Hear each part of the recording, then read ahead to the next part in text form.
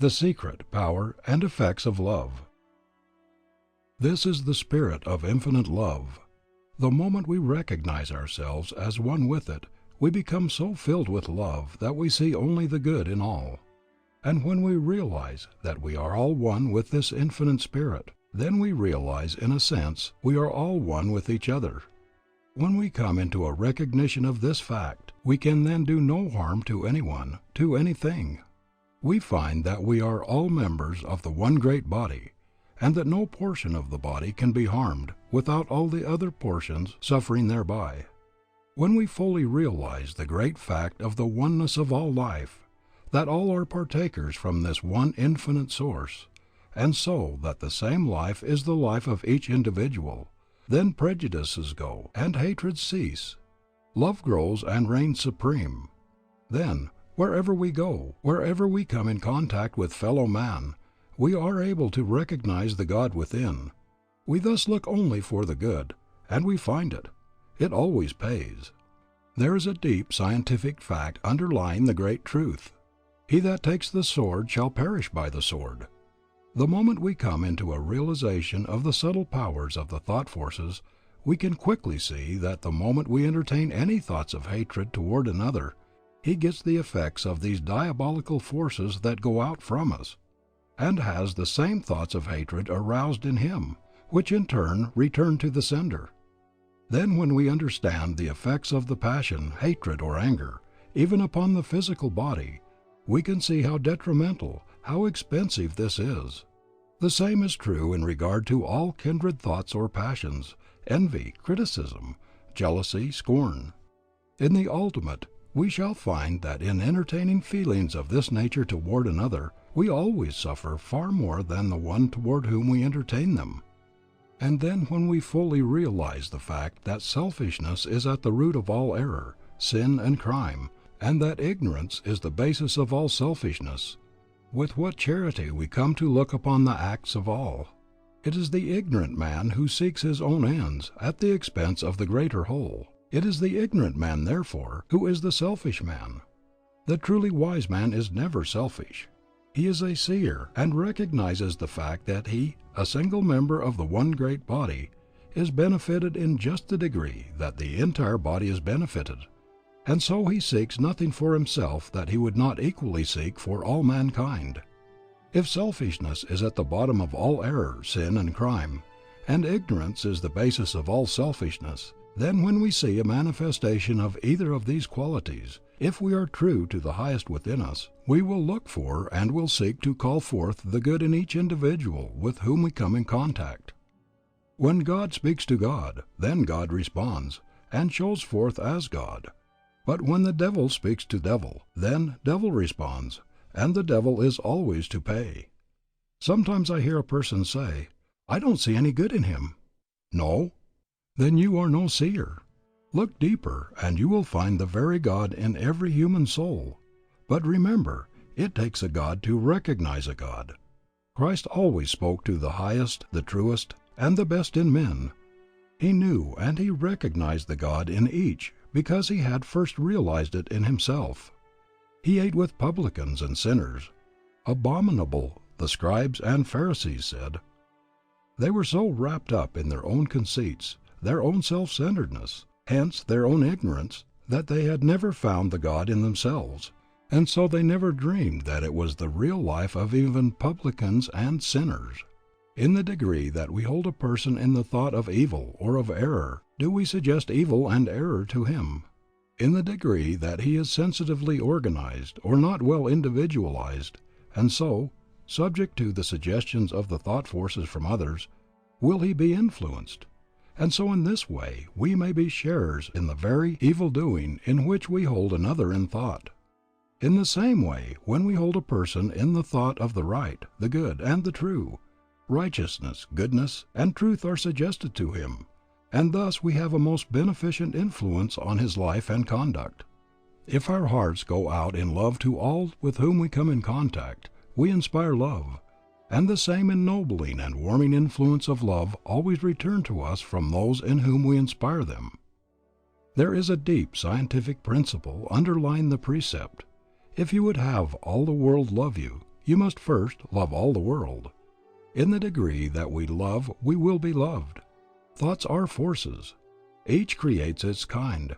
Each comes back laden with the effect that corresponds to itself and of which it is the cause. Then let your secret thoughts be fair. They have a vital part and share. In shaping words and molding fate, God's system is so intricate. I know of no better practice than that of a friend who continually holds himself in an attitude of mind that he continually sends out his love in the form of the thought, "Dear everybody, I love you." And when we realize the fact that a thought invariably produces its effect before it returns, or before it ceases, we can see how he is continually breathing out a blessing not only upon all with whom he comes in contact, but upon all the world. These same thoughts of love, moreover tokened in various ways, are continually coming to him from all quarters. Even animals feel the effects of these forces. Some animals are much more sensitively organized than many people are, and consequently they get the effects of our thoughts, our mental states and emotions much more readily than many people do. Therefore, whenever we meet an animal we can do it good by sending out to it these thoughts of love. It will feel the effects whether we simply entertain or whether we voice them. And it is often interesting to note how quickly it responds, and how readily it gives evidence of its appreciation of this love and consideration on our part. What a privilege and how enjoyable it would be to live and walk in a world where we meet only gods. In such a world you can live. In such a world I can live. For in the degree that we come into this higher realization, do we see only the God in each human soul. And when we are thus able to see Him in every one we meet, we then live in such a world. And when we thus recognize the God in everyone, we by this recognition help to call it forth ever more and more. What a privilege! This privilege of yours, this privilege of mine! That hypocritical judging of another is something then with which we can have nothing to do, for we have the power of looking beyond the evolving, changing, error-making self, and seeing the real, the changeless, the eternal self which by and by will show forth in the full beauty of holiness. We are then large enough also to realize the fact that when we condemn another, by that very act we condemn ourselves. This realization so fills us with love that we continually overflow it, and all with whom we come in contact feel its warming and life-giving power. These in turn send back the same feelings of love to us, and so we continually attract love from all quarters. Tell me how much someone loves, and I will tell you how much he has seen of God. Tell me how much he loves, and I will tell you how much he lives with God. Tell me how much he loves, and I will tell you how far into the kingdom of heaven, the kingdom of harmony, he has entered. For love is the fulfilling of the law. And in a sense, love is everything. It is the key to life, and its influences are beyond those that move the world. Live only in the thought of love for all, and you will draw love to you from all. Live in the thought of malice or hatred, and malice and hatred will come back to you. For evil poisons malice shafts, like boomerangs return, inflicting wounds that will not heal, while rage and anger burn. Every thought you entertain is a force that goes out, and every thought comes back laden with its kind. This is an immutable law. Every thought you entertain has moreover a direct effect upon your body. Love and its kindred emotions are the normal and the natural, those in accordance with the eternal order of the universe, for God is love. These have a life-giving, health-engendering influence upon your body, besides beautifying your countenance, enriching your voice, and making you ever more attractive in every way. And as it is true that in the degree that you hold thoughts of love for all, you call the same from them in return, and as these have a direct effect upon your mind, and through your mind upon your body, it is as so much life force added to your own from without. You are then continually building this into both your mental and physical life, and so your life is enriched by its influence. Hatred and all its kindred emotions are the unnatural, the abnormal, the perversions, and so out of harmony with the eternal order of the universe. For if love is the fulfilling of the law, then these, its opposites, are direct violations of the law, and there can never be a violation of law without its attendant pain and suffering in one form or another. There is no escape from this. And what is the result of this particular form of violation? When you allow thoughts of anger, hatred, malice, jealousy, envy, criticism, or scorn to exercise sway, they have a corroding and poisoning effect upon the organism. They pull it down, and if allowed to continue, will eventually tear it to pieces by externalizing themselves in the particular forms of disease they give rise to. And then, in addition to the destructive influences from your own mind, you are continually calling the same influences from other minds, and these come as destructive forces augmenting your own, thus aiding in the tearing down process. And so love inspires love, hatred breeds hatred. Love and goodwill stimulate and build up the body. Hatred and malice corrode and tear it down. Love is a savor of life unto life. Hatred is a savor of death unto death. There are loyal hearts, there are spirits brave, there are souls that are pure and true. Then give to the world the best you have, and the best will come back to you. Give love, and love to your heart will flow, a strength in your utmost need. Have faith, and a score of hearts will show their faith in your word and deed. I hear it said, "How in regard to one who bears me hatred, towards whom I have entertained no such thoughts and feelings, and so have not been the cause of his becoming my enemy." This may be true, but the chances are that you will have but few enemies if there is nothing of an antagonistic nature in your mind and heart. Be sure there is nothing of this nature.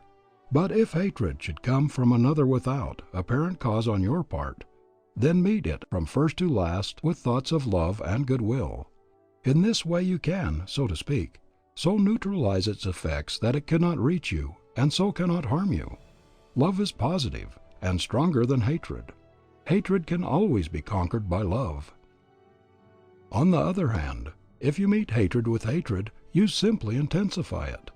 You add fuel to the flame already kindled, upon which it will feed and grow, and so you increase and intensify the evil conditions. Nothing is to be gained by it. Everything is to be lost. By sending love for hatred, you will be able so to neutralize it that it will not only have no effect upon you, but it will not be able to even reach you. But more than this, you will by this course sooner or later be able literally to transmute the enemy into the friend. Meet hatred with hatred, and you degrade yourself. Meet hatred with love, and you elevate not only yourself, but also the one who bears you hatred. The Persian sage has said, "Always meet petulance with gentleness, and perverseness with kindness. A gentle hand can lead even an elephant by a hair. Reply to thine enemy with gentleness. Opposition to peace is sin." The Buddhist says, "If a man foolishly does me wrong, I will return him the protection of my ungrudging love. The more evil comes from him, the more good shall go from me." "The wise man avenges injuries by benefits," says the Chinese.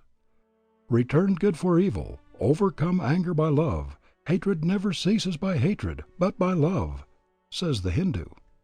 The truly wise man or woman will recognize no one as an enemy. Occasionally we hear the expression, "Never mind, I'll get even with him." Will you? And how will you do it? You can do it in one of two ways. You can, as if you have in mind, deal with him as he deals, or apparently deals with you. Pay him, as we say, in his own coin. If you do this, you will get even with him by sinking yourself to his level, and both of you will suffer by it. Or you can show yourself the larger. You can send him love for hatred, kindness for ill treatment, and so get even with him by raising him to the higher level. But remember that you can never help another without by that very act helping yourself. And if forgetful of self, then in most all cases the value to you is greater than the service you render another. If you are ready to treat him as he treats you, then you show clearly that there is in you that which draws the hatred and ill treatment to you. You deserve what you are getting and should not complain, nor would you complain if you were wise. By following the other course, you most effectually accomplish your purpose. You gain a victory for yourself, and at the same time you do a great service for him, for which it is evident he stands greatly in need. Thus you become his savior.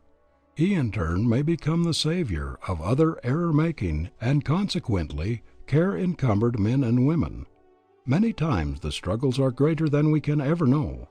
We need more gentleness and sympathy and compassion in our common human life. Then we will neither blame nor condemn. Instead of blaming or condemning, we will sympathize, and all the more we will comfort one another, for the way is often dreary, and the feet are often weary, and the heart is very sad. There is a heavy burden bearing, when it seems that none are caring. And we half forget that ever we were glad. Comfort one another with the hand clasped close and tender, with the sweetness love can render. And the looks of friendly eyes do not wait with grace unspoken, while life's daily bread is broken. Gentle speech is oft like manna from the skies. When we come fully to realize the great fact that all evil and error and sin, with all their consequent sufferings, come through ignorance, then whenever we see a manifestation of these in whatever form, if our hearts are right, we will have compassion, sympathy, and compassion for the one in whom we see them. Compassion will then change itself into love, and love will manifest itself in kindly service. Such is the divine method. And so instead of aiding and trampling and keeping a weaker one down, we will hold him up until he can stand alone and become the master. But all life growth is from within out, and one becomes a true master in the degree that the knowledge of the divinity of his own nature draws upon his inner consciousness and so brings him to a knowledge of the higher laws, and in no way can we so effectually hasten this dawning in the inner consciousness of another as by showing forth the divinity within ourselves simply by the way we live. By example and not by precept, by living, not by preaching, by doing, not by professing, by living the life, not by dogmatizing as to how it should be lived. There is no contagion equal to the contagion of life. Whatever we sow, that shall we also reap, and each thing sown produces of its kind. We can kill not only by doing another bodily injury directly, but we can and we do kill by every antagonistic thought. Not only do we thus kill, but while we kill we suicide. Many a man has been made sick by having the ill thoughts of a number of people centered upon him. Some have been actually killed. Put hatred into the world, and we make it a literal hell. Put love into the world, and heaven with all its beauties and glories becomes a reality. Not to love is not to live, or it is to live a living death. The life that goes out in love to all is the life that is full and rich, and continually expanding in beauty and in power. Such is the life that becomes even more inclusive, and hence larger in its scope and influence. The larger the man and the woman, the more inclusive they are in their love and their friendships.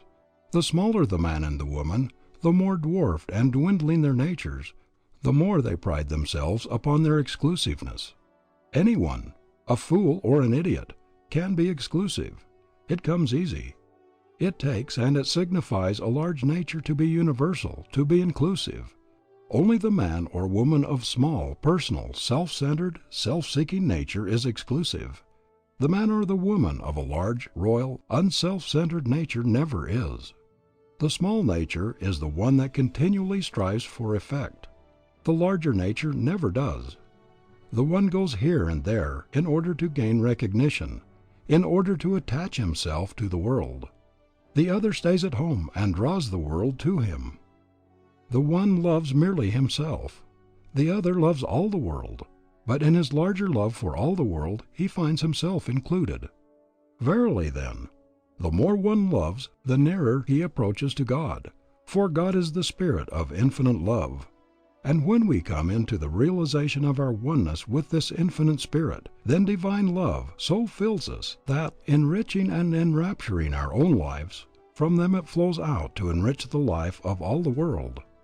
In coming into the realization of our oneness with the infinite life, we are brought at once into right relations with our fellow men. We are brought into harmony with the great law, that we find our own lives in losing them in the service of others. We are brought to a knowledge of the fact that all life is one, and so that we are all parts of the one great whole. We then realize that we can't do for another without at the same time doing for ourselves. We also realize that we cannot do harm to another without by that very act doing harm to ourselves. We realize that the man who lives to himself alone lives a little dwarfed and stunted life because he has no part in this larger life of humanity. But the one who in service loses his own life in this larger life has his own life increased and enriched 1,000 or millionfold, and every joy, every happiness, everything of value coming to each member of this greater whole comes as such to him, for he has a part in the life of each and all. And here let a word be said in regard to true service. Peter and John were one day going up to the temple, and as they were entering the gate they were met by a poor cripple who asked them for alms. Instead of giving him something to supply the day's needs and then leaving him in the same dependent condition for the morrow and the morrow, Peter did him a real service, and a real service for all mankind by saying, "Silver and gold I have none, but such as I have I give unto thee." And then he made him whole. He thus brought him into the condition where he could help himself. In other words, the greatest service we can do for another is to help him to help himself. To help him directly might be weakening, though not necessarily. It depends entirely upon circumstances. But to help one to help himself is never weakening, but always encouraging and strengthening, because it leads him to a larger and stronger life. There is no better way to help one to help himself than to bring him to a knowledge of himself. There is no better way to bring one to a knowledge of himself than to lead him to a knowledge of the powers that are lying dormant within his own soul. There is nothing that will enable him to come more readily or more completely into an awakened knowledge of the powers that are lying dormant within his own soul than to bring him into the conscious, vital realization of his oneness with the infinite life and power, so that he may open himself to it in order that it may work and manifest through him. We will find that these same great truths lie at the very bottom of the solution of our social situation, and we will also find that we will never have a full and permanent solution of it until they are fully recognized and built upon. Wisdom and interior illumination. This is the spirit of infinite wisdom, and in the degree that we open ourselves to it does the highest wisdom manifest itself to and through us. We can in this way go to the very heart of the universe itself and find the mysteries hidden to the majority of mankind, hidden to them, though not hidden of themselves.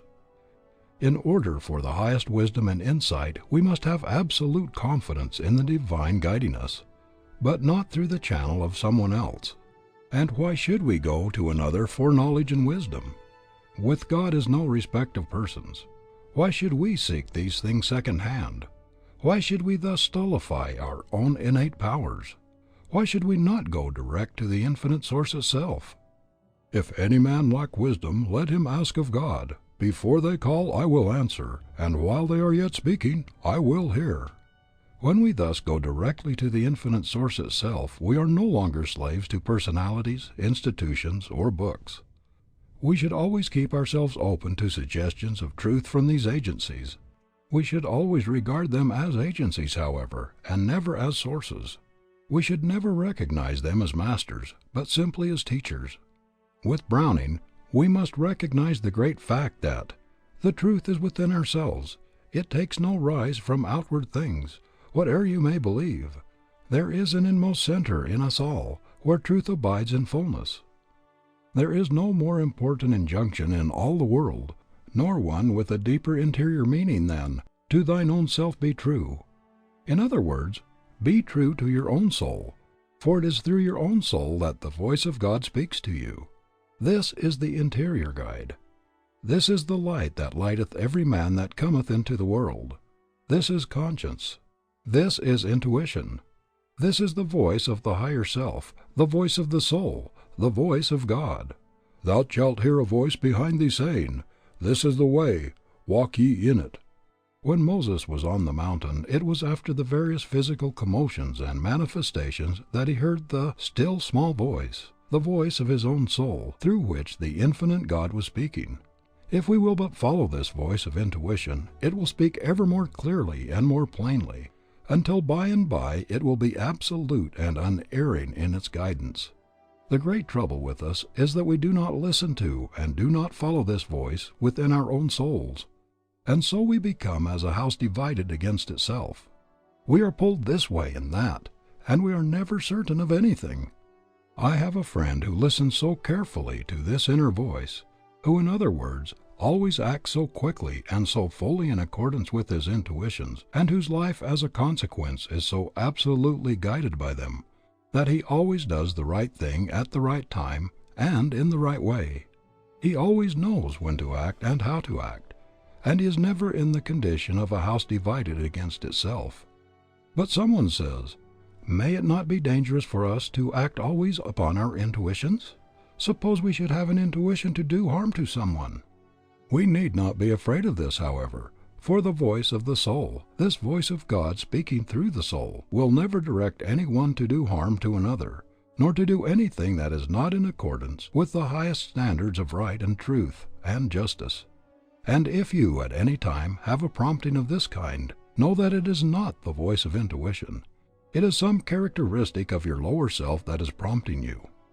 Reason is not to be set aside, but is to be continually illumined by this higher spiritual perception, and in the degree that it is thus illumined will it become an agent of light and power.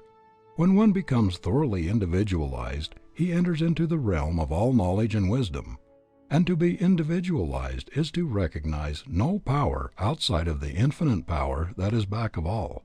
When one recognizes this great fact and opens himself to this spirit of infinite wisdom, he then enters upon the road to the true education, and mysteries that before were closed now reveal themselves to him. This must indeed be the foundation of all true education, this evolving from within, this evolving of what has been involved by the infinite power. All things that is valuable for us to know will come to us if we will but open ourselves to the voice of this infinite spirit. It is thus that we become seers and have the power of seeing into the very heart of things. There are no new stars. There are no new laws or forces. But we can so open ourselves to this spirit of infinite wisdom that we can discover and recognize those that have not been known before, and in this way they become new to us. When in this way we come into a knowledge of truth, we no longer need facts that are continually changing. We can then enter into the quiet of our own interior selves. We can open the window and look out, and thus gather the facts as we choose. This is true wisdom. Wisdom is the knowledge of God. Wisdom comes by intuition. It far transcends knowledge. Great knowledge, knowledge of many things, may be had by virtue simply of a very retentive memory. It comes by tuition. But wisdom far transcends knowledge. In that knowledge is a mere incident of this deeper wisdom. He who would enter into the realm of wisdom must first divest himself of all intellectual pride. He must become as a little child. Prejudices, preconceived opinions and beliefs always stand in the way of true wisdom. Conceited opinions are always suicidal in their influences. They bar the door to the entrance of truth. All about us we see men in the religious world, in the world of science, in the political, in the social world, who through intellectual pride are so wrapped in their own conceits and prejudices that larger and later revelations of truth can find no entrance to them. And instead of growing and expanding, they are becoming dwarfed and stunted, and still more incapable of receiving truth. Instead of actively aiding in the process of the world, they are as so many dead sticks in the way that would retard the wheels of progress. This, however, they can never do. Such always in time get bruised, broken, and left behind, while God's triumphal car of truth moves steadily onward. When the steam engine was still being experimented with, and before it was perfected sufficiently to come into practical use, a well-known Englishman, well known then in scientific circles, wrote an extended pamphlet proving that it would be impossible for it ever to be used in ocean navigation, that is, in a trip involving the crossing of the ocean, because it would be utterly impossible for any vessel to carry with it sufficient coal for the use of its furnace. And the interesting feature of the whole matter was that the very first steam vessel that made the trip from England to America had among its cargo a part of the first edition of this carefully prepared pamphlet. There was only one edition. Many editions might be sold now. This seems indeed an amusing fact, but far more amusing is the man who voluntarily closes himself to truth, because, forsooth, it does not come through conventional or orthodox or heretofore accepted channels, or because it may not be in full accord with, or possibly may be opposed to, established usages or beliefs. On the contrary, let there be many windows in your soul, that all the glory of the universe may beautify it. Not the narrow pane of one poor creed can catch the radiant rays that shine from countless sources. Tear away the blinds of superstition. Let the light pour through fair windows, broad as truth itself, and high as heaven. Tune your ear to all the worldless music of the stars, and to the voice of nature, and your heart shall turn to truth and goodness as the plant turns to the sun. 1,000 unseen hands reach down to help you to their peace-crowned heights, and all the forces of the firmament shall fortify your strength. Be not afraid to thrust aside half-truths and grasp the whole. There is a great law in connection with the coming of truth. It is this: whenever a man or woman shuts himself or herself to the entrance of truth on account of intellectual pride, preconceived opinions, prejudices, or for whatever reason, there is a great law which says that truth in its fullness will come to that one from no source. And on the other hand, when a man or woman opens himself or herself fully to the entrance of truth from wherever source it may come, there is an equally great law which says that truth will flow to him or to her from all sources, from all quarters. Such becomes the free man, the free woman, for it is the truth that makes us free. The other remains in bondage, for truth has no invitation, and will not enter where it is not fully and freely welcomed. And where truth is denied entrance, the rich blessings it carries with it cannot take up their abode. On the contrary, when this is the case, it sends an envoy carrying with it atrophy, disease, death, physically and spiritually as well as intellectually. And the man who would rob another of his free and unfettered search for truth, who would stand as the interpreter of truth for another, with the intent of remaining in this position, rather than endeavoring to lead him to the place where he can be his own interpreter, is more to be shunned than a thief and a robber. The injury he works is far greater, for he is doing direct and positive injury to the very life of the one he thus holds. Who has ever appointed any man, whoever he may be, as the keeper, the custodian, the dispenser of God's immutable truth? Many indeed are moved and so are called to be teachers of truth. But the true teacher will never stand as the interpreter of truth for another. The true teacher is the one whose endeavor is to bring the one he teaches to a true knowledge of himself, and hence of his own interior powers, that he may become his own interpreter. All others are, generally speaking, those animated by purely personal motives, self-aggrandizement, or personal gain. Moreover, he who would claim to have all the truth and the only truth is a bigot, a fool, or a knave. In the Eastern literature is a fable of a frog. The frog lived in a well, and out of his little well he had never been. One day a frog whose home was in the sea came to his well. Interested in all things, he went in. "Who are you? Where do you live?" said the frog in the well. "I am so-and-so, and my home is in the sea." "The sea? What is that? Where is that?" "It is a very large body of water, and not far away." "How big is your sea?" "Oh, very big." "As big as this?" pointing to a little stone lying near. "Oh, much bigger." "As big as this?" pointing to the board upon which they were sitting. "Oh, much bigger." "How much bigger then?" "Why, the sea in which I live is bigger than your entire well. It would make millions of wells such as yours." "Nonsense, nonsense. You are a deceiver and a falsifier. Get out of my well. Get out of my well. I want nothing to do with any such frogs as you."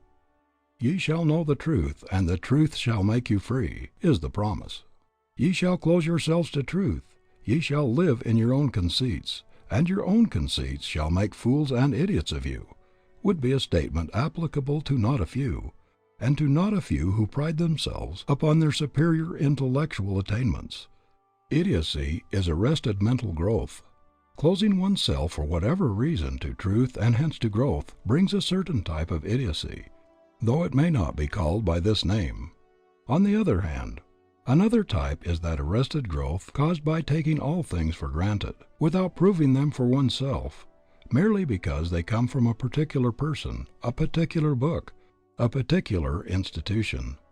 This is caused by one's always looking without instead of being true to the light within, and carefully tending it that it may give an ever clearer light.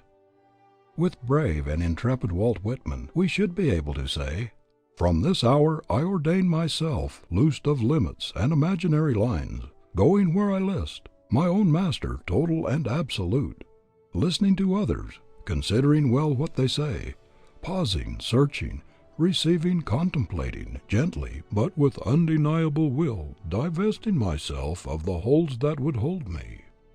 Great should be the joy that God's boundless truth is open to all, open equally to all, and that it will make each one its dwelling place in proportion as he earnestly desires it and opens himself to it. And in regard to the wisdom that guides us in our daily life, there is nothing that is right and well for us to know that may not be known when we recognize the law of its coming and are able wisely to use it. Let us know that all things are ours as soon as we know how to appropriate them.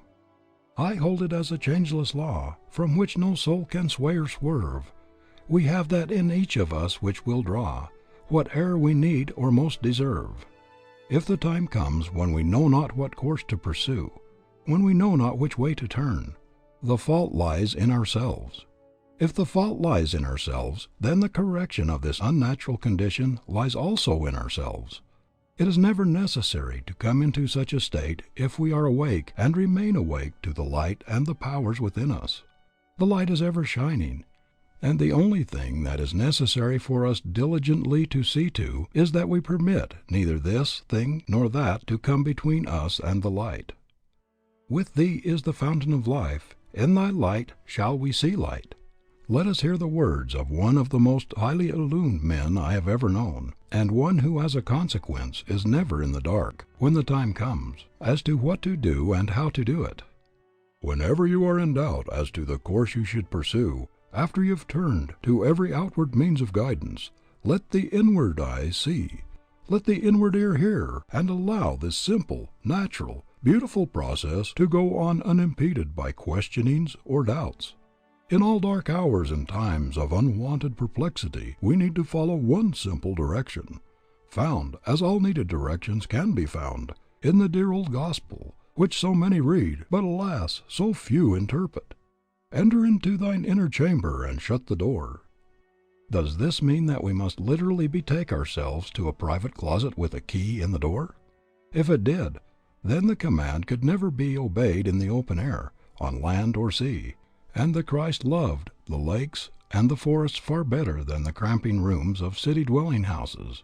Still his counsels are so wide-reaching that there is no spot on earth and no conceivable situation in which any of us may be placed where we cannot follow them. One of the most intuitive men we ever met had a desk in a city office where several other gentlemen were doing business constantly and often talking loudly. Entirely undisturbed by the many various sounds about him, this self-centered, faithful man would, in any moment of perplexity, draw the curtains of privacy so completely about him that he would be as fully enclosed in his own psychic aura, and thereby as effectually removed from all distractions, as though he were alone in some primeval wood. Taking his difficulty with him into the mystic silence in the form of a direct question, to which he expected a certain answer, he would remain utterly passive until the reply came, and never once through many years' experience did he find himself disappointed or misled. Intuitive perceptions of truth are the daily bread to satisfy our daily hunger. They come like manna from the desert day by day. Each day brings adequate supply for that day's need only. They must be followed instantly, for dalliance with them means their obscuration, and the more we dally, the more we invite erroneous impressions to cover intuition with a pall of conflicting moral fantasy, born of illusions of the tyrant's will. One condition is imposed by universal law, and this we must obey. Put all wishes aside and save the one desire to know truth. Couple with this one demand the fully consecrated determination to follow what is distinctly perceived as truth immediately it is revealed. No other affection must be permitted to share the field with this all-absorbing love of truth for its own sake. Obey this one direction, and never forget that expectation and desire are bride and groom and forever inseparable, and you will soon find your hitherto darkened way grow luminous with celestial radiance, for with the heaven within, all heavens without incessantly cooperate. This may be termed going into the silence. This it is to perceive and to be guided by the light that lighteth every man that cometh into the world. This it is to listen to and be guided by the voice of your own soul, the voice of your higher self. The soul is divine, and in allowing it to become translucent to the infinite spirit it reveals all things to us. As man turns away from the divine light do all things become hidden. There is nothing hidden of itself. When the spiritual sense is opened, then it transcends all the limitations of the physical senses and the intellect. And in the degree that we are able to get away from the limitations set by them, and realize that so far as the real life is concerned, it is one with the infinite life, then we begin to reach the place where this voice will always speak, where it will never fail us, if we follow it, and as a consequence where we will always have the divine illumination and guidance. To know this and to live in this realization is not to live in heaven hereafter, but to live in heaven here and now, today and every day. No human soul need be without it. When we turn our face in the right direction, it comes as simply and as naturally as the flower blooms and the wind blows. It is not to be bought with money or with price. It is a condition waiting simply to be realized, by rich, by poor, by king and peasant, by master and by servant, the world over. All are equal heirs to it. And so the peasant, if he find it first, lives a life far transcending in beauty and in real power the life of his king. The servant, if he finds it first, lives a life surpassing the life of his master. If you would find the highest, the fullest, and the richest life that not only this world but any world can know, then do away with the sense of the separateness of your life from the life of God. Hold to the thought of your oneness. In the degree that you do this, you will find yourself realizing it more and more, and as this life of realization is lived, you will find that no good thing will be withheld, for all things are included in this. Then it will be yours, without fears or forebodings, simply to do today what your hands find to do, and so be ready for tomorrow, when it comes, knowing that tomorrow will bring tomorrow's supplies for the mental, the spiritual, and the physical life. Remember, however, that tomorrow's supplies are not needed until tomorrow comes. If one is willing to trust himself fully to the law will never fail him. It is the half-hearted trusting to it that brings uncertain and so unsatisfactory results. Nothing is firmer and surer than Deity. It will never fail the one who throws himself wholly upon it. The secret of life, then, is to live continually in this realization, whatever one may be doing, wherever one may be, by day and by night, both waking and sleeping. It can be lived in while we are sleeping no less than when we are awake. And here shall we consider a few facts in connection with sleep, in connection with receiving instruction and illumination while asleep. During the process of sleep it is merely the physical body that is at rest in quiet. The soul life with all its activities goes right on. Sleep is nature's provision for the recuperation of the body, for the rebuilding, and hence the replacing of the waste that is continually going on during the waking hours. It is nature's great restorer. If sufficient sleep is not allowed the body, so that the rebuilding may equalize the wasting process, the body is gradually depleted and weakened, and any ailment or malady, when it is in this condition, is able to find a more ready entrance. It is for this reason that those who are subject to it will take cold, as we term it, more readily when the body is tired or exhausted through loss of sleep than at almost any other time. The body is in that condition where outside influences can have a more ready effect upon it than when it is in its normal condition. And when they do have an effect, they always go to the weaker portions first. Our bodies are given us to serve far higher purposes than we ordinarily use them for. Especially is this true in the numerous cases where the body is master of its owner. In the degree that we come into the realization of the higher powers of the mind and spirit, in that degree does the body, through their influence upon it, become less gross and heavy, finer in its texture and form, and then, because the mind finds a kingdom of enjoyment in itself, and in all the higher things it becomes related to, excesses in eating and drinking, as well as all others, naturally and of their own accord fall away. There also falls away the desire for the heavier, grosser, less valuable kinds of food and drink, such as the flesh of animals, alcoholic drinks, and all things of the class that stimulate the body and the passions, rather than build the body and the brain into a strong, clean, well-nourished, enduring, and fibrous condition. In the degree that the body becomes less gross and heavy, finer in its texture and form, there is less waste, and what there is more easily replaced, so that it keeps in a more regular and even condition. When this is true, less sleep is actually required, and even the amount that is taken does more for a body of this finer type than it can do for one of the other nature. As the body in this way grows finer, in other words, as the process of its evolution is thus accelerated, it in turn helps the mind and the soul in the realization of ever higher perceptions, and thus body helps mind the same as mind builds body.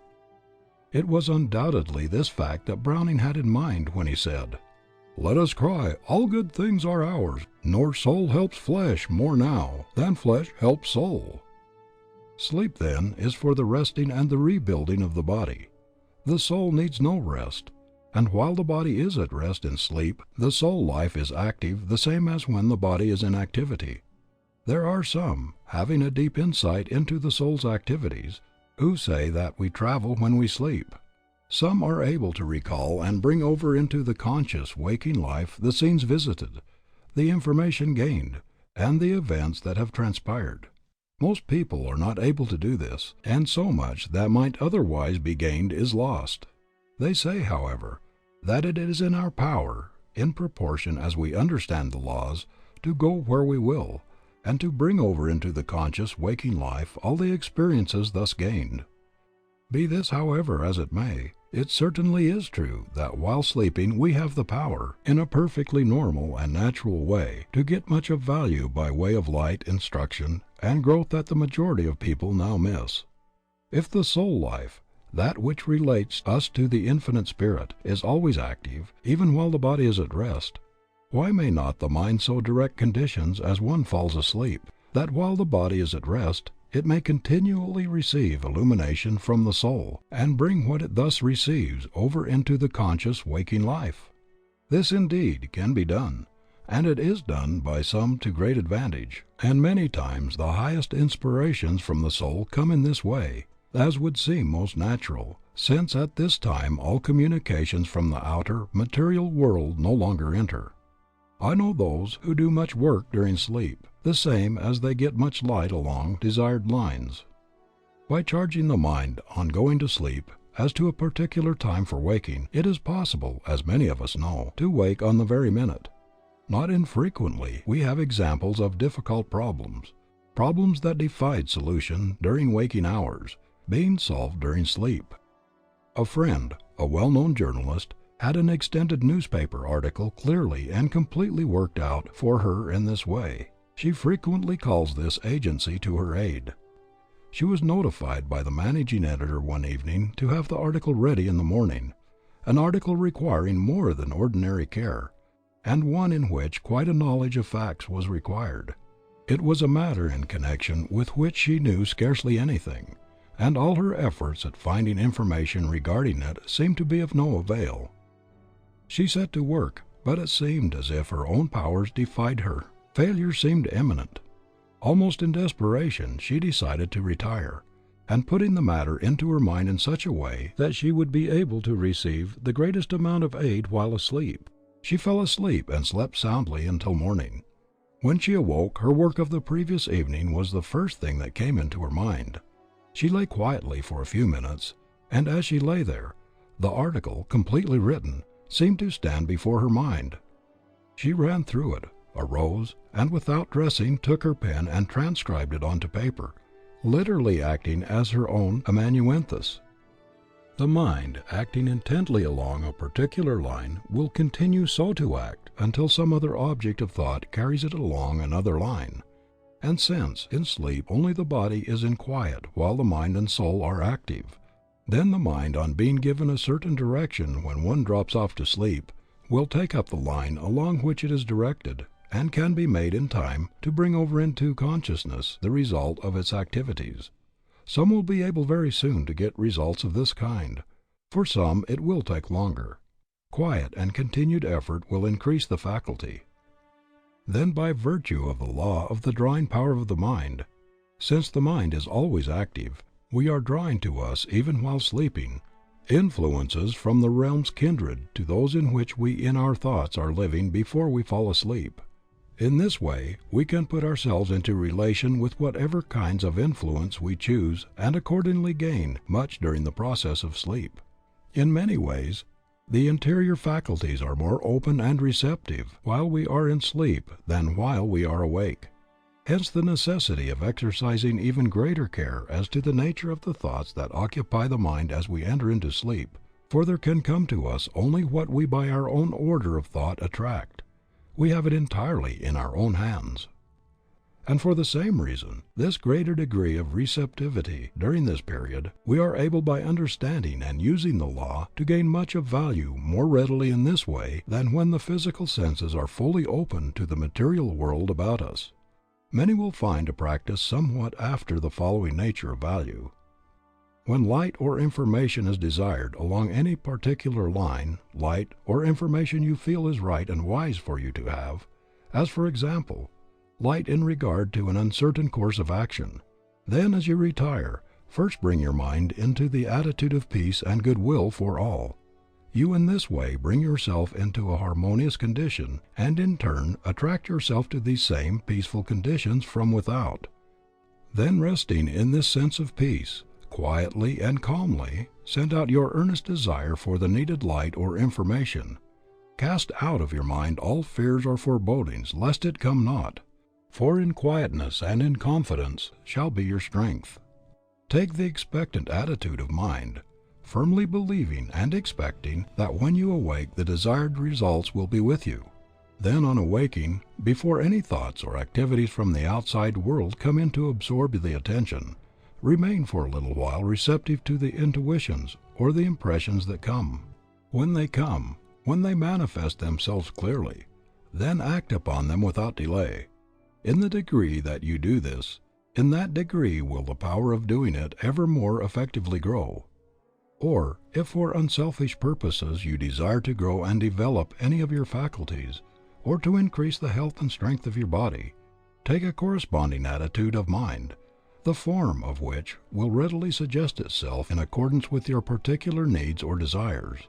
In this way you will open yourself to, you will connect yourself with, and you will set into operation within yourself the particular order of forces that will make these results. Don't be afraid to voice your desires.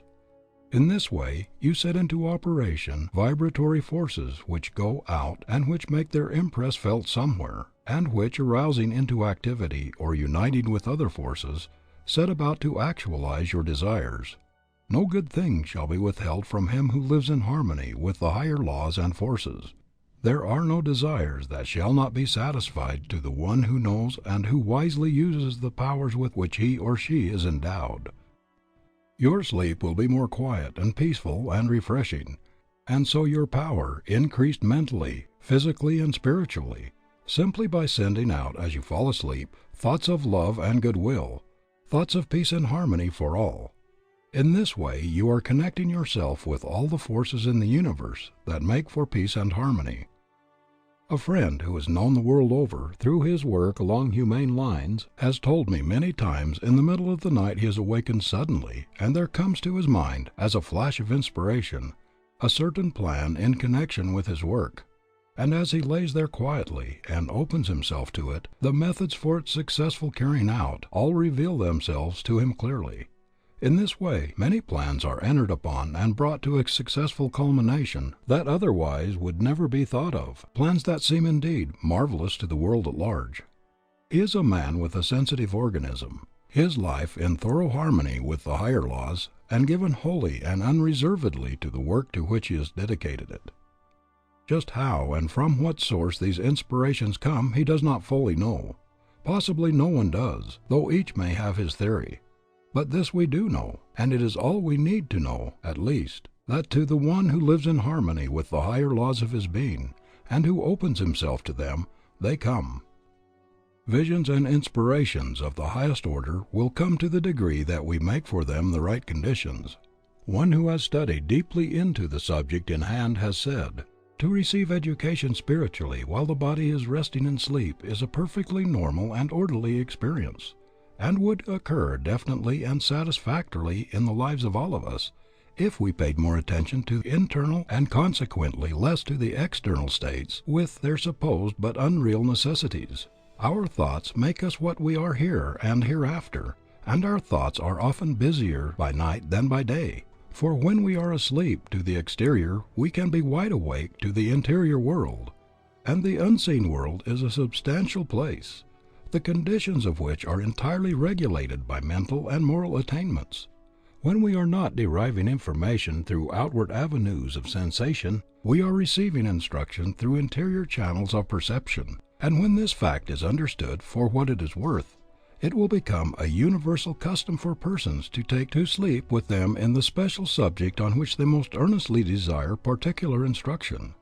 The Pharaoh type of person dreams, and so does his butler and baker, but the Joseph type, which is that of the truly gifted seer, both dreams and interprets.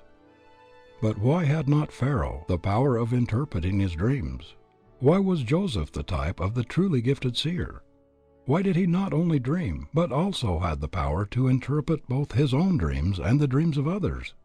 Simply read the lives of the two. He who runs may read. In all true power it is, after all, living the life that tells. And in proportion as one lives the life, does he not only attain to the highest power and joy for himself, but he also becomes of ever greater service to all the world. One need remain in no hell longer than he himself chooses to, and the moment he chooses not to remain longer, not all the powers in the universe can prevent his leaving it. One can rise to any heaven he himself chooses, and when he chooses so to rise, all the powers of the universe combine to help him heavenward. When one awakes from sleep and so returns to conscious life, he is in a particular receptive and impressionable state. All relations with the material world have for a time been shut off. The mind is in a freer and more natural state, resembling somewhat a sensitive plate, where impressions can readily leave their traces. This is why many times the highest and truest impressions come to one in the early morning hours, before the activities of the day and their attendant distractions have exerted an influence. This is one reason why many people can do their best work in the early hours of the day. But this fact is also a most valuable one in connection with the molding of everyday life. The mind is at this time a clean sheet of paper. We can most valuably use this quiet, receptive, impressional period by wisely directing the activities of the mind along the highest and most desirable paths, and thus, so to speak, set the pace for the rest of the day. Each morning is a fresh beginning. We are, as it were, just beginning life. We have it entirely in our own hands. And when the morning with its fresh beginning comes, all yesterdays should be yesterdays, with which we have nothing to do. Sufficient is it to know that the way we lived our yesterday has determined for us our today. And again, when the morning with its fresh beginning comes, all tomorrows should be tomorrows, with which we have nothing to do. Sufficient to know that the way we live our today determines our tomorrow. Every day is a fresh beginning. Every morn is the world made anew. You who are weary of sorrow and sinning, there is a beautiful hope for you, a hope for me and a hope for you. All the past things are past and over. The tasks are done and the tears are shed. Yesterday's errors let yesterday cover. Yesterday's wounds which smarted and bled are healed with the healing which mind has shed. Let them go, since we cannot relieve them, cannot undo, and cannot atone. God in His mercy receive, forgive them. Only the new days are our own. Today is ours, and today alone. Here are the skies all burnished brightly. Here is the spent earth all reborn. Here are the tired limbs springing lightly to face the sun and to share with the morn in the chrism of dew and the cool of dawn. Every day is a fresh beginning. Listen, my soul, to the glad refrain, and spite of old sorrow and older sinning, and puzzles forecasted and possible pain, take heart with the day and begin again. Simply the first hour of this new day, with all its richness and glory, with all its sublime and eternity-determining possibilities, and each succeeding hour as it comes, but not before it comes. This is the secret of character building. This simple method will bring anyone to the realization of the highest life that can be even conceived of, and there is nothing in this connection that can be conceived of that cannot be realized somehow, somewhen, somewhere. This brings such a life within the possibilities of all, for there is no one, if really in earnest and if he really desires it, who cannot live to his highest for a single hour. But even though there should be, if he is only earnest in his endeavor, then, through the law that like builds like, he will be able to come a little nearer to it the next hour, and still nearer the next, and the next, until sooner or later comes the time when it becomes the natural, and any other would require effort. In this way one becomes in love and in league with the highest and best in the universe, and as a consequence, the highest and best in the universe becomes in love and in league with him. They aid him at every turn. They seem literally to move all things his way, because forsooth he has first moved their way.